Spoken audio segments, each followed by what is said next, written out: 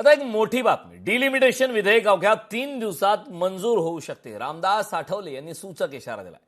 Delimitation विधेयकाबाबत रामदास आठवले यांनी सूचक वक्तव्य केले. राष्ट्रवादीचे खासदार पंतप्रधानांची भेट घेत आहेत. शिवसेनेचे काही खासदार आमच्या सोबत आले आहेत. तसेच ममता बॅनर्जी यांचेही खासदार आमच्या सोबत असल्याचा दावा त्यांनी केला. त्यामुळे डिलिमिटेशन विधेयक अवघ्या 3 दिवसात ही मंजूर होऊ शकतो असा सूचक इशारा त्यांनी दिला. पवार साहेबांचे जे खासदार आहेत ते मोदी साहेबांना जाऊन भेटून आलेले आहेत. पवार साहेब जाऊन भेटून आलेले आहेत. म्हणजे काय इंडियामध्ये येण्यासाठी भेटून आलेले आहेत की अनेक काय भेटून आले काय माहीत नाही आहे. पण पवार साहेब जर इंडियामध्ये आले तर त्यांचं स्वागत आहे.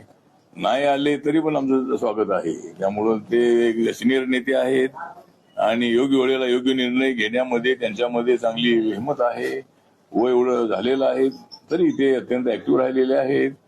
आणि म्हणून आता एकतर त्यांचा जर आम्हाला या महिलांचं बिल पास होण्यासाठी जर त्यांची मदत मिळाली, त्यांच्याकडे 8 खासदार आहेत, तर आम्ही आकडेची जुळवाजुळव चाललेली आहे. उद्धव ठाकरेचे 6 खासदार आमच्याकडे आलेले आहेत. ममता बॅनर्जी 20 खासदार आहेत, ते आमच्यासोबत एकदम आलेले नाही आहेत. पण ममता दीदींचा पक्ष सोडून ते इकडे आलेले आहेत.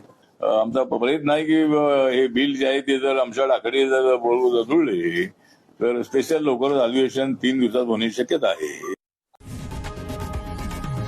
लोकशाही मराठी ऐका, पहा, जागरूक रहा.